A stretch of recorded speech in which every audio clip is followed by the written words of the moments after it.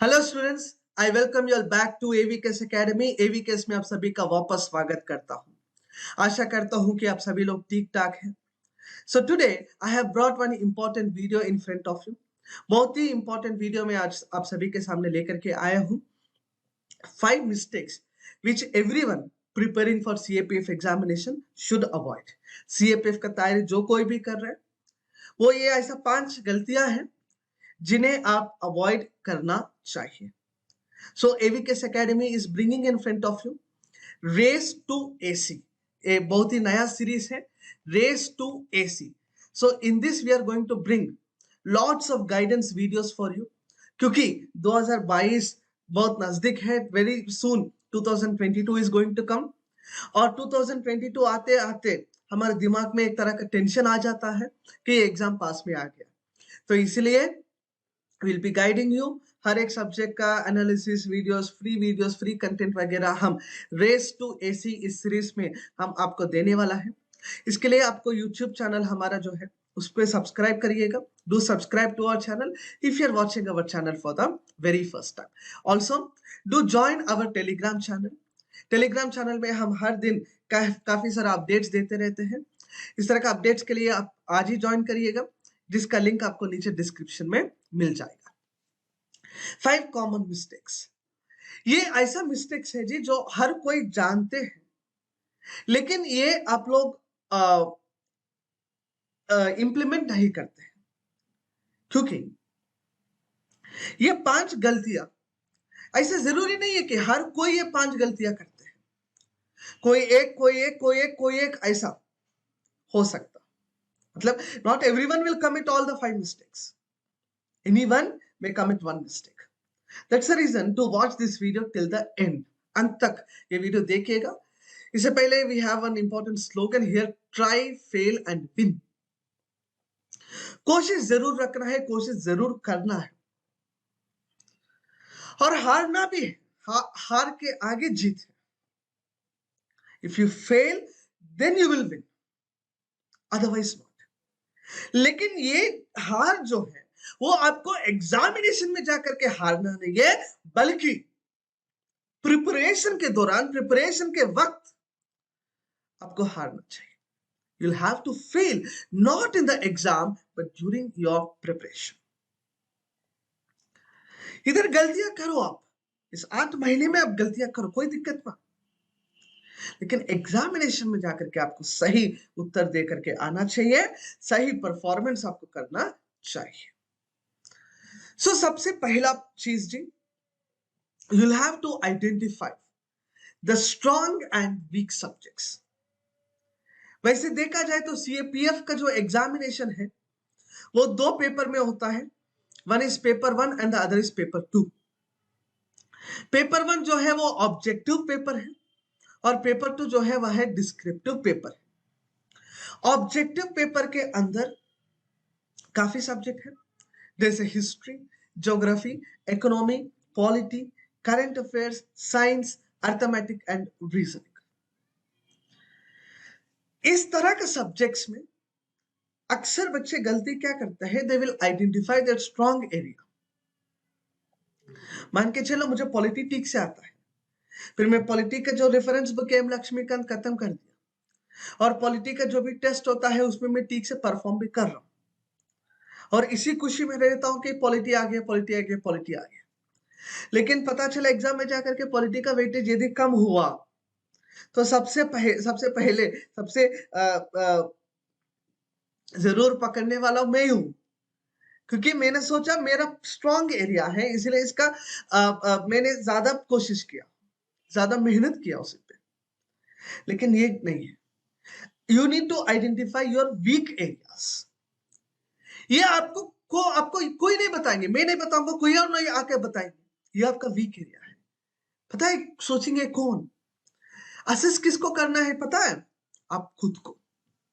अब खुद को यह समझ में आना चाहिए कि मेरा वीक एरिया कौन सा है। You who will identify the weakest area of yours. Then comes the idea of preparation. किसी के लिए साइंस वीक हो सकता है, किसी के लिए मैथ वीक हो सकता है, किसी के लिए हिस्ट्री वीक होगा, ज्योग्राफी वीक होगा, इकोनॉमी वीक होगा। Prepare the weakest part first, last में। ये गलती नहीं करना आपको। Don't delay the weakest subject to be prepared in the last. Always remember, prepare the weakest part in the beginning. शुरुआत में ही इसको खत्म करके बाहर रखो। इस तरह का असेसमेंट आपको करना चाहिए। Too many materials or books for single subject. This is not correct. आपको इतना ज्यादा मटेरियल आपको पढ़ना नहीं चाहिए। मान लीजिए हिस्ट्री पढ़ रहे, मॉडर्न हिस्ट्री, बिपिन चंद्रा भी पढ़ रहे, स्पेक्ट्रम भी पढ़ रहे, और मार्केट में जाते कोई और किताब मॉडर्न के लिए मिल जाता, वो भी पढ़ रहे। It is not a good approach, it is not a right approach. Read one book 10 times और 100 टाइम्स। एक किताब पढ़ो 10 बार पढ़ो या 100 बार पढ़ो, लेकिन 100 किताब पढ़ना ठीक नहीं है। आपका स्टडी रूम को एक तरह का लाइब्रेरी मत बना दीजिएगा आप। Don't make your study hall a library, rather make your brain a library. आपको अपना दिमाग को एक लाइब्रेरी बना दीजिएगा, क्योंकि अल्टीमेटली एग्जामिनेशन सेंटर में आप आपका लाइब्रेरी लेके नहीं जाते हैं, आप अपने दिमाग को लेकर के एग्जामिनेशन में पहुंचते हैं। इसलिए to make a library in your brain, not in the room. समझ रहे बात को? सोच से ज्यादा मत करिएगा। इनफैक्ट इससे पहले वाला वीडियो में हमारे विनय इंग्लिश जी ने ऑलरेडी बता दिया है कि what shall be the analysis और सब्जेक्ट्स रेफरेंसेस। इनफैक्ट रेफरेंसेस के बारे में एक और वीडियो में लेकर के आपके सामने आता हूं। Not solving previous year question papers, मतलब आपको खुद को यह समझना चाहिए कि सीएपीएफ परीक्षा का डिमांड क्या है। इस डिमांड आप समझने के बाद you will be in a position to address the questions. आप लगे रहो इकोनॉमी पढ़ने में, लेकिन आप 2020, 19, 18, 17 का क्वेश्चन पेपर जब देखते हो, इकोनॉमी का वेटेज कम है, तब आपको ज्यादा मेहनत इस पे करना नहीं चाहिए। लेकिन हिस्ट्री का वेटेज बढ़ रहा है हर साल, 15 से लेकर के 21 तक देखा जाए तो history weightage is increasing, science का वेटेज हमेशा बढ़ता है। ये आपको कैसे पता चलता? When you look at the previous question papers. Previous paper नहीं देख रहे हो तब आप बहुत बड़ा गलती कर रहे हो। You're making a very big mistake if you're not going through our previous question papers. मतलब CAPF का previous question papers. Not giving appropriate time to paper 2, that is the descriptive area को आप ठीक समय नहीं दे रहे। अक्सर बच्चे में से बोलते हैं सर पेपर 1 का तैयारी होने दो फिर हम पेपर 2 में लगते हैं। क्या ये सही स्ट्रैटेजी है? क्या ये विनर का स्ट्रैटेजी है? बिल्कुल नहीं है जी। क्यों जी? क्योंकि ये अलग तरह का परीक्षा है। It is all together a very very different examination. क्यों सर, ये क्यों डिफरेंट है? बोलता हूं, देखिएगा। मान लीजिए कि सिविल सर्विसेज का परीक्षा है, उसका ऑब्जेक्टिव परीक्षा एक दिन होता है, उसके बाद 3 महीने का समय मिलता है मेन एग्जामिनेशन लिखने के लिए। There is a gap to be prepared for the main examination which is descriptive in nature. Preliminary जो एग्जामिनेशन है वो ऑब्जेक्टिव इन नेचर है। मतलब आपका राइटिंग स्किल को और बेहतर करने के लिए काफी समय यूपीएससी की तरफ से मिलते हैं। कहा? सिविल सर्विसेज के परीक्षा में।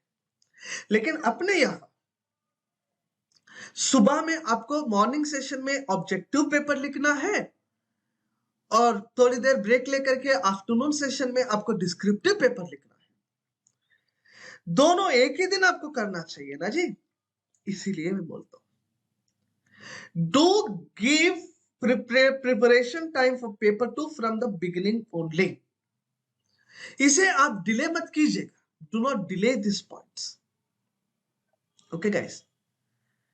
और जब आप डिले नहीं करते हैं तब आपका प्रिपरेशन ठीक से चलता है, मतलब आप साइमल्टेनियसली दोनों को बैलेंस करते हुए जा सकते हैं। And the fifth and the most important mistake which you people commit is you will not be able to differentiate CAPF with other exams. हर एक एग्जामिनेशन बल्कि यूपीएससी ही कंडक्ट करते हैं, मतलब इधर जो भी मैंने लिस्ट किया हो, लेकिन हर एक एग्जामिनेशन का डिमांड अलग होता है. Demand of each and every examination is different.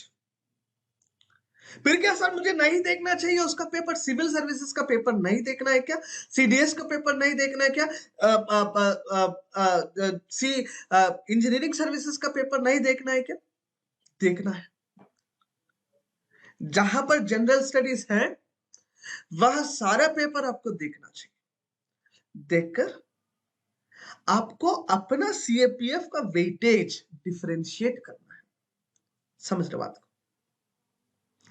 मान लीजिएगा कि इकोनॉमिक्स का वेटेज सिविल सर्विसेज में ज्यादा है और सीएपीएफ में कम है, एनवायरमेंट का वेटेज उधर ज्यादा है, सीएपीएफ में कम है या ना है, तो इस तरह से एनालिसिस आप कर पाओगे.